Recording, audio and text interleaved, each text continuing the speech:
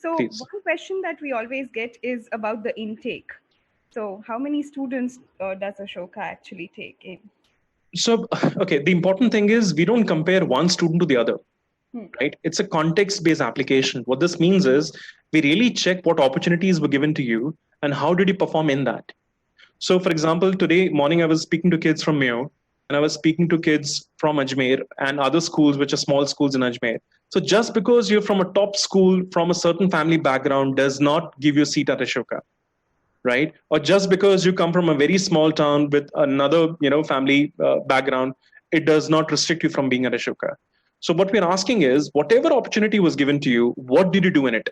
So if in those opportunities you did not show that bounce, we're not interested in you, no matter what your background is.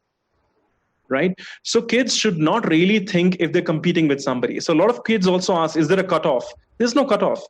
So, so kids really say, I'm from a small town in Sangrur. I studied in a Hindi medium school. Am I eligible? There are kids who are studying English literature at Ashoka, 80 kilometers away from Ludhiana, from Sangrur. They've applied doing the masters at Ashoka, right? So it does not matter. Your background does not. That bounce matters.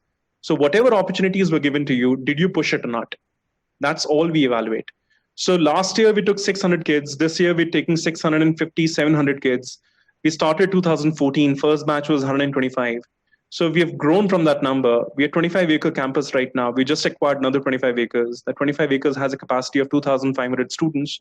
It'll be 6,000 plus in next year or so, right? So yes, yeah, we are evolving. Right.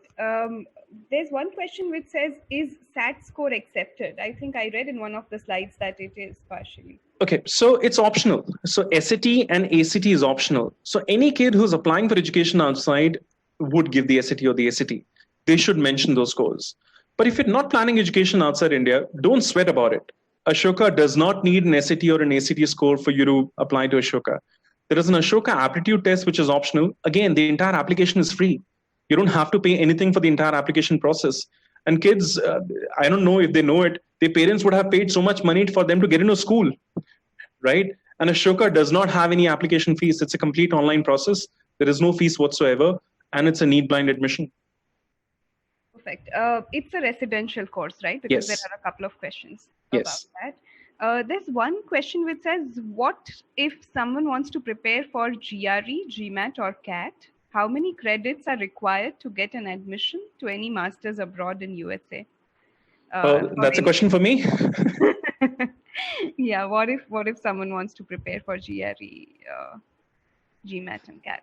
See, again, if you're really applying for a good university outside India, they do have a few entrance exams requirement. For example, GRE in case you're planning a master's in Master's in Sciences, GMAT in case you're planning to do an MBA. Nowadays, I think GRE is also used in case you're planning an MBA. You could use GRE score for both. SAT is required in case you're planning an undergrad, right? But there are a lot of universities nowadays who don't require a GRE or require a GMAT or require an SAT for you to get an admission. I think what everybody is really trying to check is your application. And that's the worst part of Indian applications. They don't know how to apply. And that's where a lot of help is really taken from people around. So, and Ashoka has consciously built an admission process where we, really take out those kids who have taken help. Because the first round of admission, kids could really take help. They could come to the second stage. The second stage is where they're coming and giving an interview. They're writing an on-the-spot essay. They're giving an Ashoka aptitude test right on the spot. So anybody who's really taken a help could really get through a school in the US because they really don't interview at an undergrad level, right? At a master's level, they could still interview. But in an undergrad level, they could really get through that process by taking help. And Ashoka, they can't.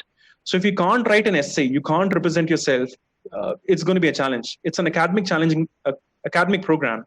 So we do ask you for having academic rigor. But it's not just that, right? So if you're not a Khula Dimag, I'm repeating it again, you're not a liberal student, we don't want you. So we are trying to find the right fit. We're not saying you should be the most brilliant kid. The definition of brilliant is different at Ashoka. Are you a liberal student?